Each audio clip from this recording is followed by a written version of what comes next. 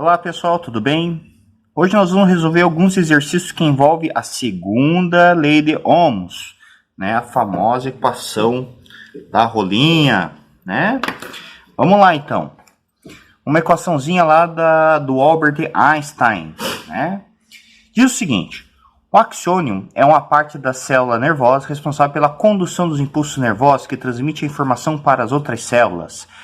Várias propriedades elétricas dos axônios são regidas pelos canais iônicos, que são moléculas e proteínas que estendem ao longo de sua membrana celular.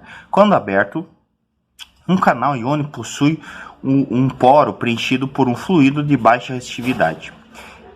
Pode-se modelar cada canal iônico com um cilindro, né, de aproximadamente 12 nanômetros, com um raio medindo 0,3 nanômetros. Considerando o π como 3, sabendo que 1 nanômetro é 10 nanona, aqui eu só vou dar uma ajeitadinha, a minha impressão saiu errado, 10 nanona, menos 9, e que a resistência elétrica canal é 10 na 11, aqui foi também, deu um chabu, 10 na 11, a resistividade do fluido que preenche é tanto, né?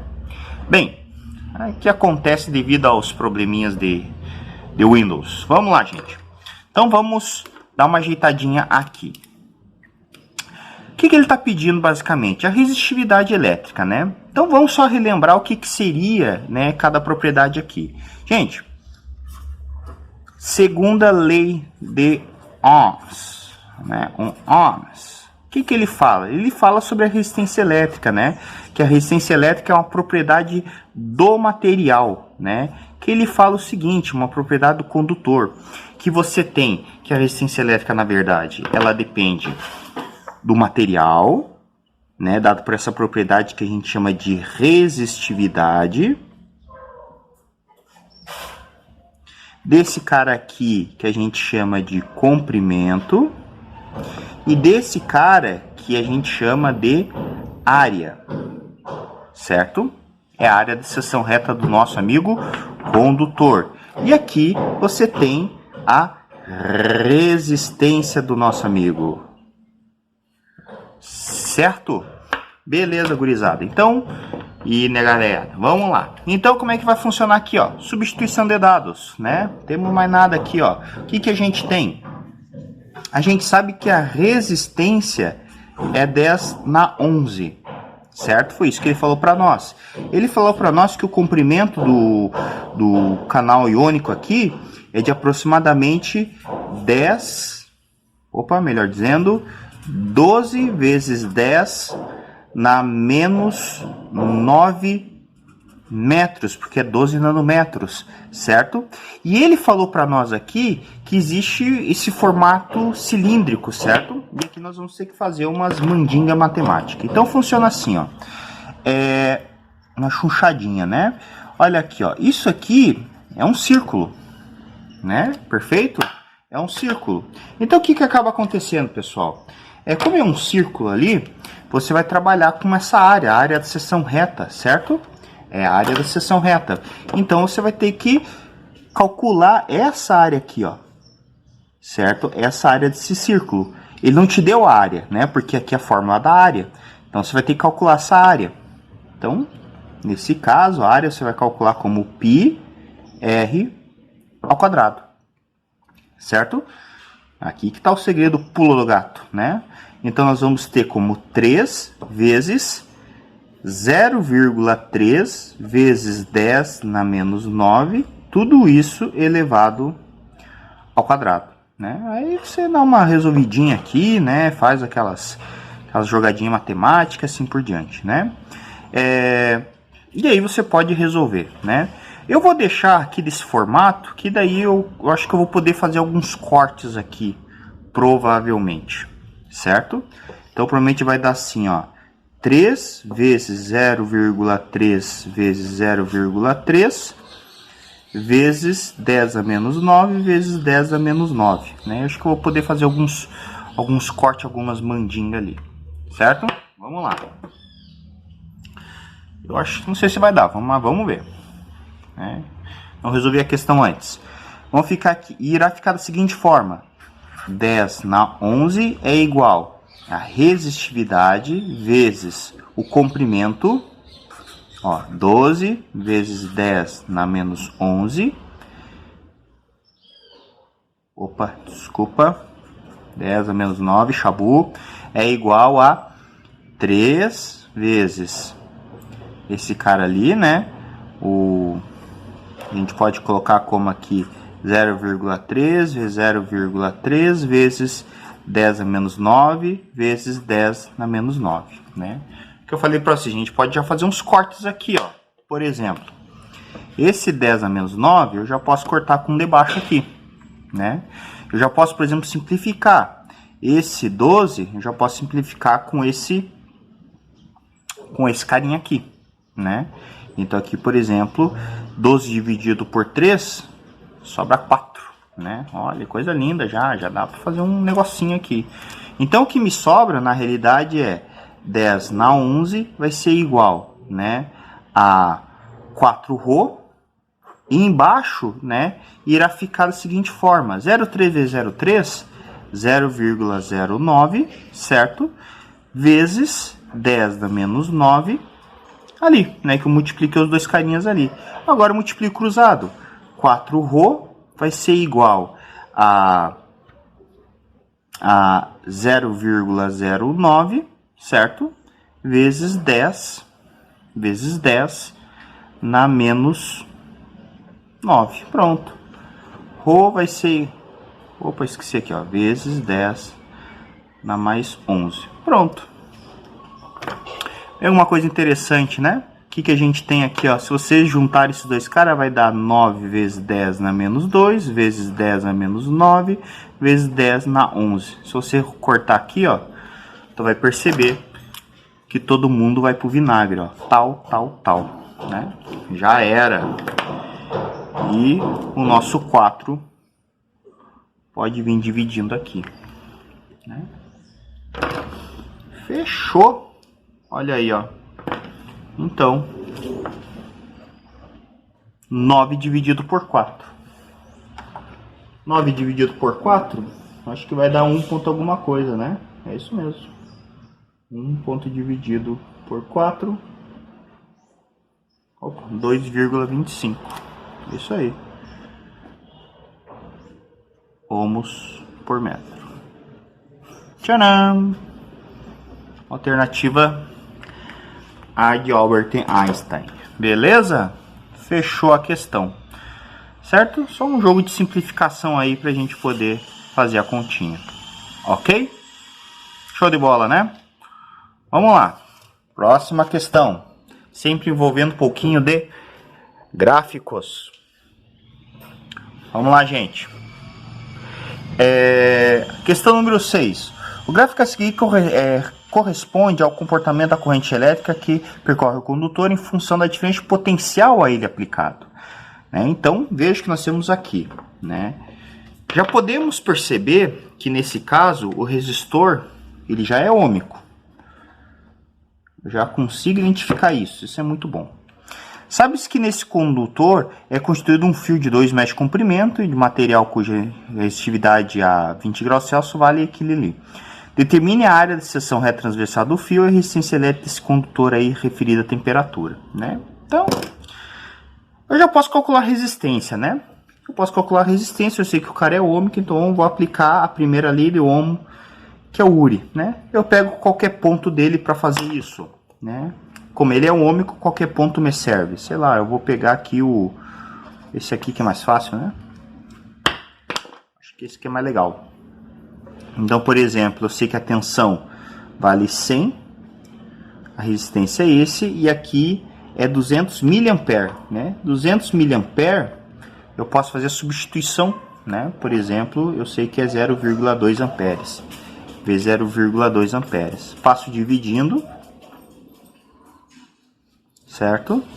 Então, se eu passar dividindo esse cara aqui, isso vai ser igual a 100 dividido por 0,2 vai ficar igual a 5. 500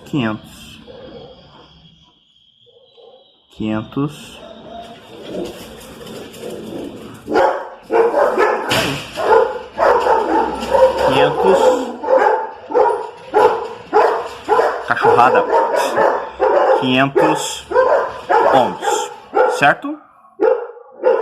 Fechou. Só um minutinho aí. Vocês aí. Esse cachorro não deixa brigar. Agora ele pede aqui a resistência. Vocês dois, hein? A resistência, a área do condutor, né? Então o que a gente faz? Aqui nós vamos aplicar a segunda lei de Ohm, né? Então, equação da rolinha, certo? Esse cara aqui, né? Então, vamos lá. O que a gente tem aqui?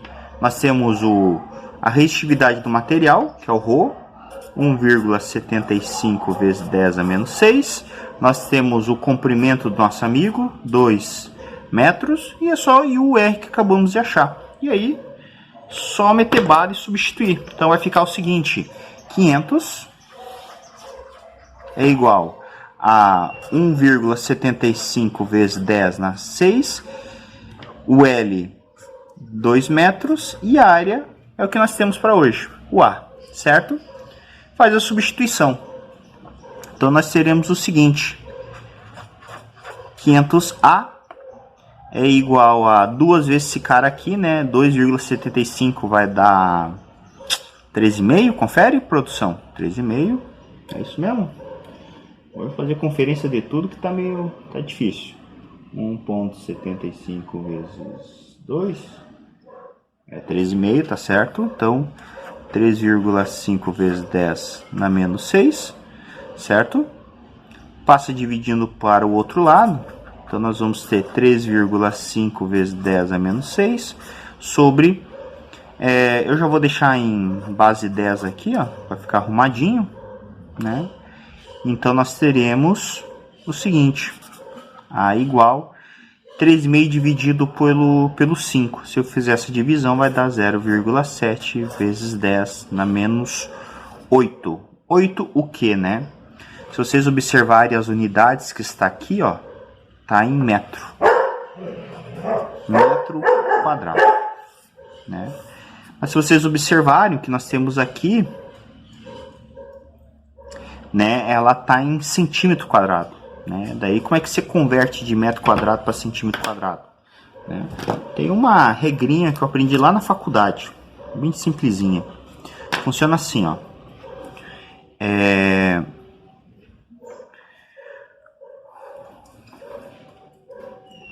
1 metro ele é igual a 100 centímetros, certo? Que na verdade 1 metro é 10 na 2 centímetros, certo? Se eu passar dividindo para o outro lado, na realidade, eu vou ter o seguinte: que centímetro, na verdade, é 10 na menos 2 de metro, certo? Porque eu passei dividindo, ok? Passei esse cara para o outro lado, né? Porque aqui era metro, daí ele acaba subindo e fica desse jeitinho aqui. Se eu elevar ambos os lados ao quadrado,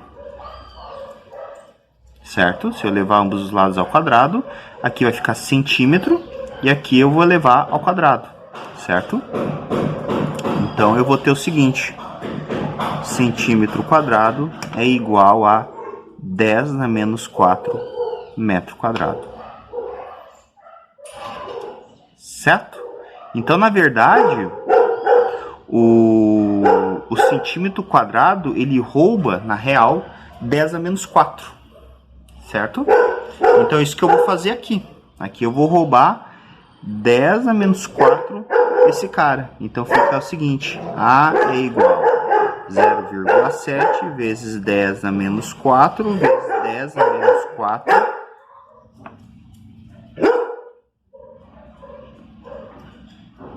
metro quadrado. Isso aqui é centímetro quadrado, ou seja, a área é igual a 0,7 vezes 10 a menos 4 centímetro quadrado. Ali, ó. Alternativa B. Certo? Questãozinha mais enroladinha, né? Só para arrumar aqui, só para deixar bonitinho. A área igual a 0,7 vezes 10 dá menos 4 centímetros quadrados. Tá aí, povo. Mais uma equação que está falando sobre segunda lei de Ohms e primeira lei de Ohms também de tabela, né? E uma para última, para a gente finalizar essa aula sobre lei de Ohms, né? Ela fala sobre a questão de uma questão teórica, né? Muito comum, muito importante sobre essa questão aí. Ela fala o seguinte: considere um ferro elétrico de passar roupas. De modo simplificado, ele pode tratar como um resistor ligado a uma fonte de tensão. Há também um circuito nos condutores que conecta o ferro de passar à tomada. Como não se trata de cabos feitos de um metal supercondutor, há também a resistência do cabo. Do ponto de vista prático, é como se a resistência do ferro e do cabo fossem ligados em série a uma fonte de tensão. Para a geração de calor do ferro com maior eficiência, é recomendável que a resistência do cabo seja muito maior do que a resistência elétrica do ferro de passar, proporcional ao ferro elétrico, proporcional à corrente elétrica, proporcional à tensão elétrica da rede, ou muito menor que a resistência elétrica do ferro de passar roupa. Pois bem, gente, eu tive um problema prático essa semana aqui, né? Inclusive ele está aqui na minha mesa de trabalho.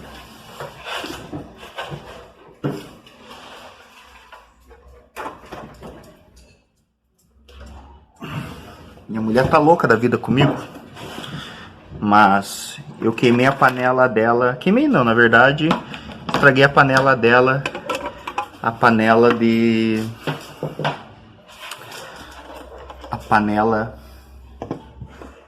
Essa panela aqui, que é uma panela de pressão dela, né?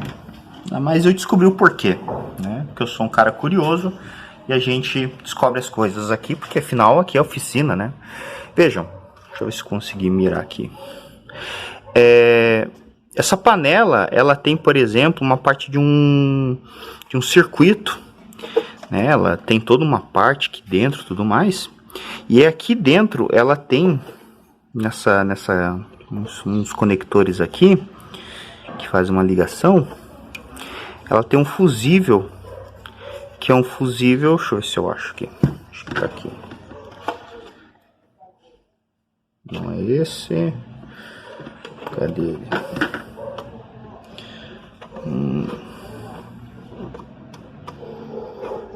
Deixa eu achar aqui, cadê os desgraçados?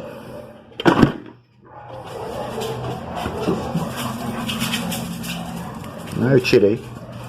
Ela aqui, ó.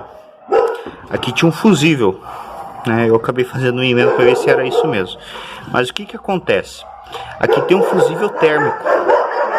Esse fusível térmico, ele tem uma função muito importante, que é limitar a corrente e também limitar o aquecimento dos cabos. E uma tomada que a gente está aqui em casa, as tomadas elas são muito fracas, né? Na verdade, que é fraca é que os fios eles são fios finos, né? Então significa que eles têm uma corrente, uma espessura muito pequena. E eu fiz a proeza de ligar dois equipamentos, duas panelas, porque eu queria fazer aula e ao mesmo tempo eu queria, na realidade, deixar as coisas cozinhando. Então eu liguei a panela de arroz e a panela de essa panela de pressão cozinhar ao mesmo tempo, né? Mas não deu muito certo. O que aconteceu? Os fios esquentaram, né? Isso aqui, com uma proteção, queimou tanto a panela, né, de arroz como essa aqui, queimou as duas, né? E o que aconteceu? Na realidade, o fusível ele entrou em ação. Então ele esquentou a fiação, né, ali próxima, e ela acabou derretendo esse fusível. Acabou derretendo essa fiação e acabou queimando esse fusível de proteção, né? Ainda bem, quer dizer que não pega fogo na casa, né? É uma proteção. Então, por que o fio ele esquentou, né? Porque justamente o fio está se comportando como uma resistência, né? Porque o fio ele é fino, né? E por ele ser fino, significa que a resistência dele, né, quer dizer que a área dele, né, porque a gente tem que lembrar que a resistência, ela é inversamente proporcional à resistência, né, então quer dizer que o fio fino, ou seja, área menor, resistência maior, ela se comporta com uma resistência nesse caso, certo? Porque a corrente era mais alta. Então, fez com que o fio se comportasse como um resistor, né? Então, quando você vai ligar equipamentos de maior potência, você tem que usar fios mais grossos, justamente para que ele não tenha esse comportamento. Então, toda vez que você quer que você ligue o equipamento, você tem que fazer com que a resistência desse condutor ela seja sempre muito menor do que a resistência do seu equipamento. Então, nesse caso, a alternativa correta é a alternativa D, para que os fios eles não esquentem, certo? Por isso que quando você faz uma ligação elétrica, você sempre tem que verificar os seus cabos elétricos, ok? Obrigado pela atenção de vocês e até mais, pessoal.